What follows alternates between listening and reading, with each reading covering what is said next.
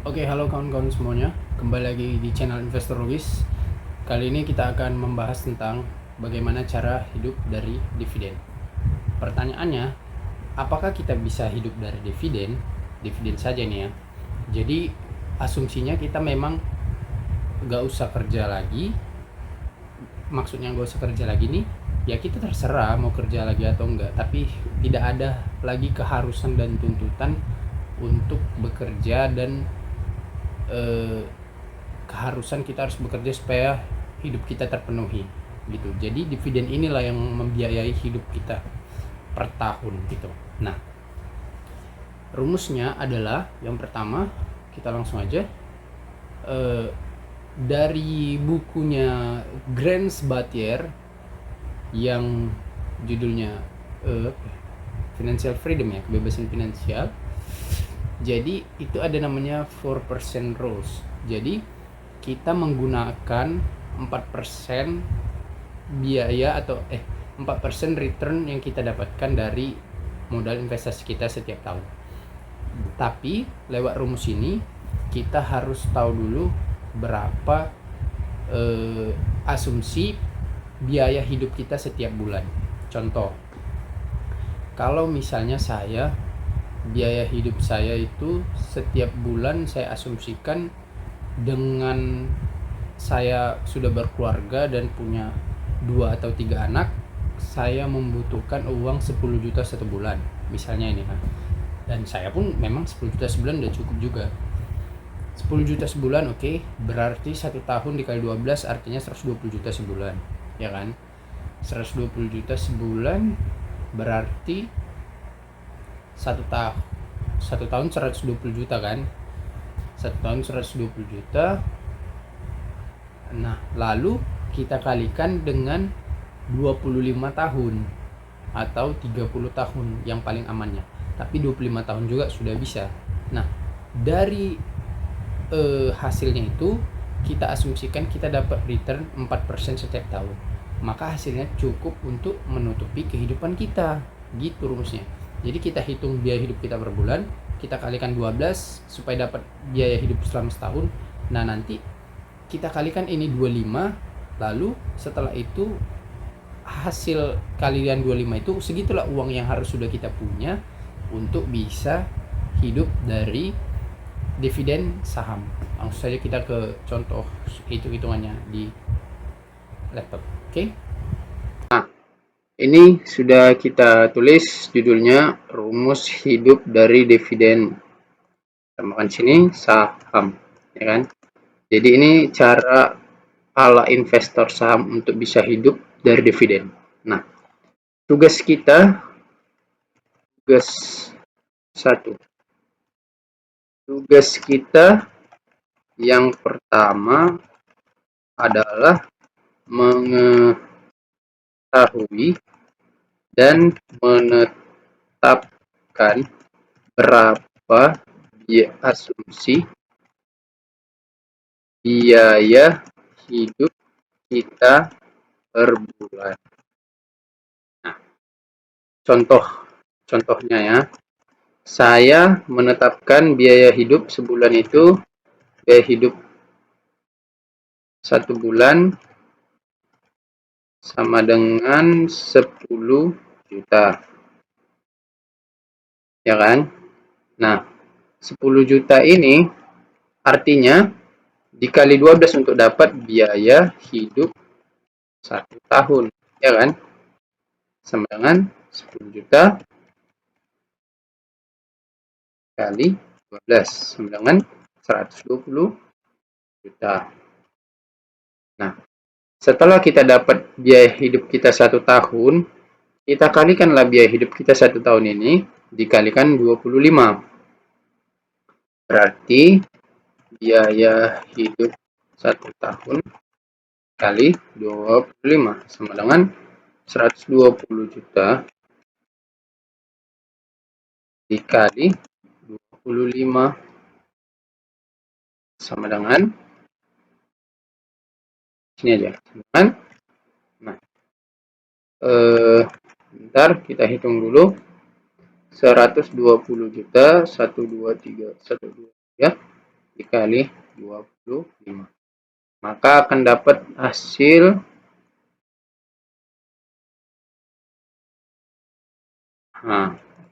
hasil sebesar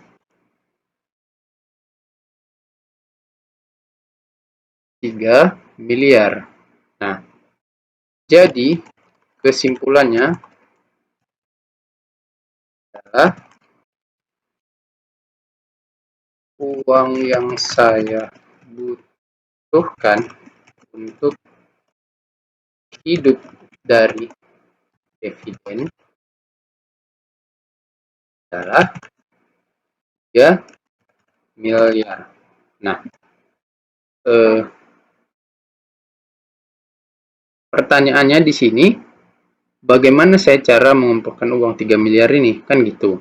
Ya, saya harus dapat sukses di investasi saham. Nah, apakah harus 3 miliar? Menurut saya tidak juga. Itu tergantung dengan berapa return yang bisa kalian dapatkan dari investasi kalian. Contoh ya. Nah, kenapa ini harus 3 miliar? Karena 3 miliar dikali 4% sama dengan 3 miliar kan? Jadi dikali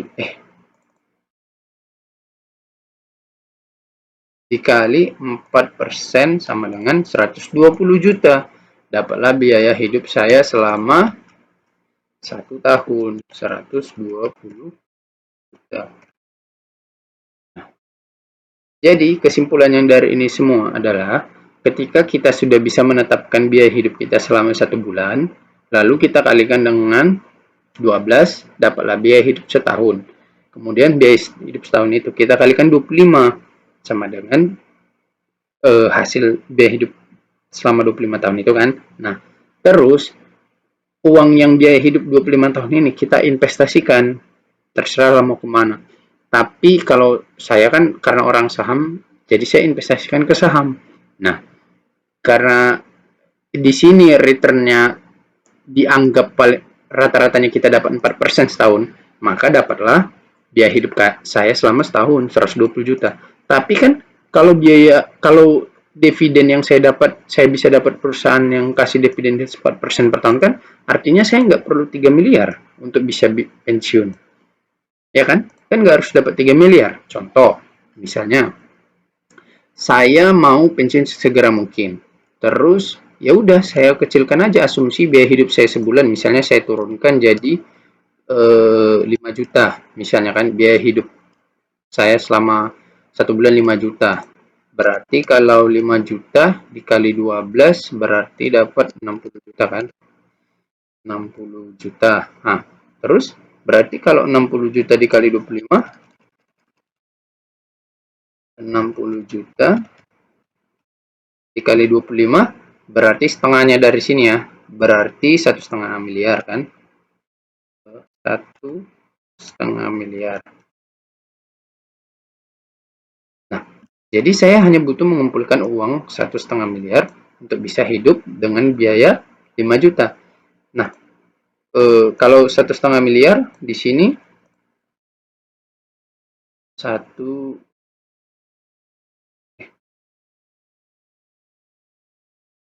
kalau di sini 1,5 miliar dengan asumsi 4%, maka saya akan dapat 60 juta. Kan gitu. Coba ya. 1,5 miliar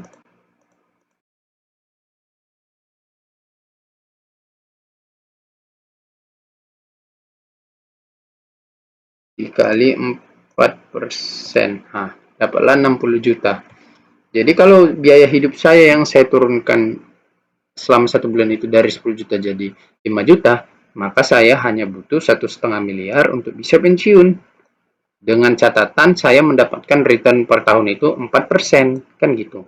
Cuman gimana kalau saya rasa saya kurang biaya hidup saya sebulan itu 5 juta dengan asumsi sudah menikah dan punya 3 anak. Saya asumsikan tadi tetap 10 juta.